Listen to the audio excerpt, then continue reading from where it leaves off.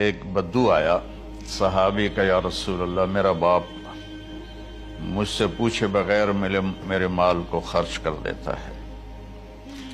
آپ نے فرمایا بلاؤ بھائی۔ جب اسے پتہ چلا کہ میرے بچے نے میری شکایت کی ہے تو اسے بڑا دکھ ہوا، تو اس نے دل ہی دل میں چند اشعار پڑھے، زبان پہ ادا نہیں دل میں آئے۔ تو جب وہ مسجد میں انٹو رہا تو جبریل پہلے آئے بیٹھے تھے کہ یا رسول اللہ، اللہ فرما رہے ہیں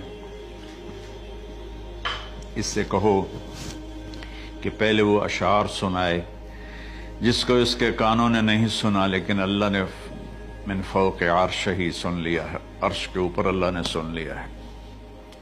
تو آپ نے اس سے ارشاد فرمایا کہ تمہاری بات ہم سنتے ہیں باپ بیٹے کی، لیکن پہلے وہ شعر سناؤ جو تیری زبان سے ادا نہیں ہوئے، تیرے کانوں نے نہیں سنے، تیرے دل کی گونج تھی اور تیرے دل کی آہ اور فریاد تھی جو دل ہی میں گھٹ کے رہ گئی، اسے اللہ نے سنا ہے۔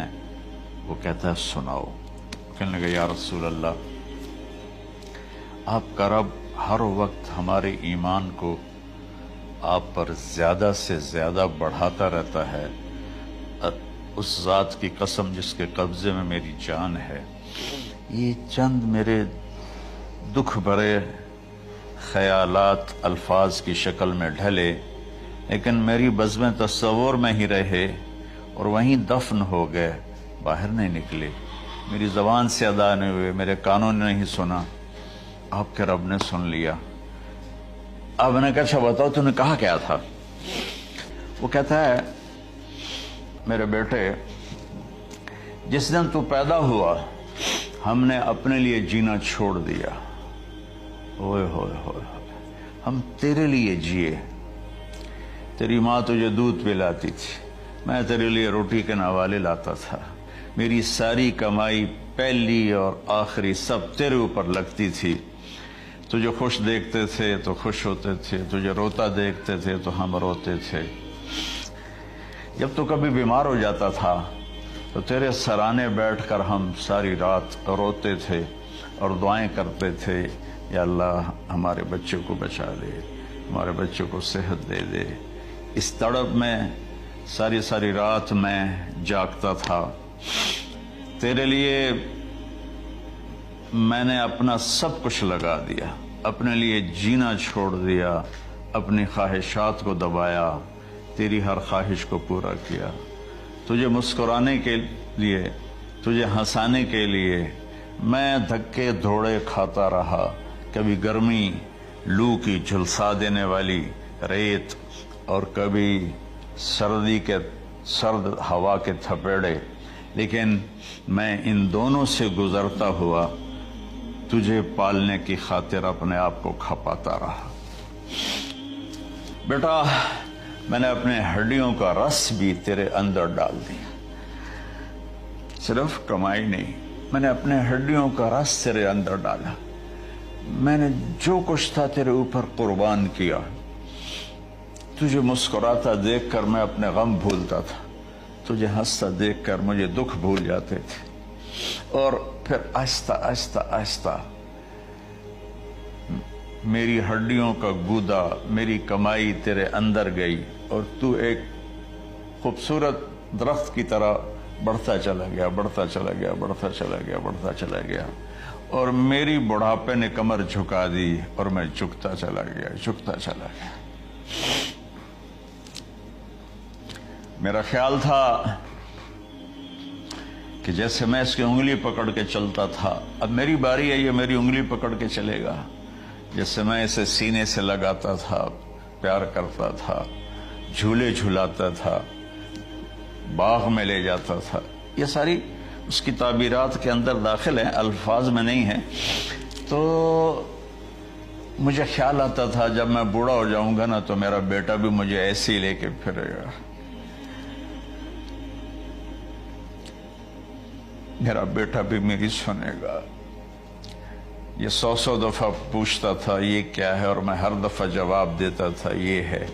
تو اب میں بڑھاپے میں اس کی اس سے بات کروں گا، یہ میری بات سنے گا، میں اس کو نوالے کھلاتا تھا، یہ مجھے روٹی کھلائے گا، میں اس کا انگلی پکڑ کے چلتا تھا، یہ میرا ہاتھ پکڑ کے چلے گا۔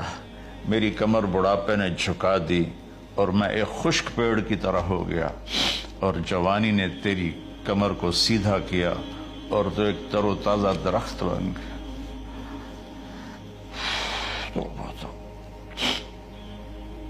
تو مجھے خیال آیا کہ میں نے 20 سال اس بچے کو پالا ہے، ابھی اپنی ماں اور باپ کو دیکھے گا، لیکن ایک دم اچانک کیا ہوا؟ فلما بلغت السن والغایۃ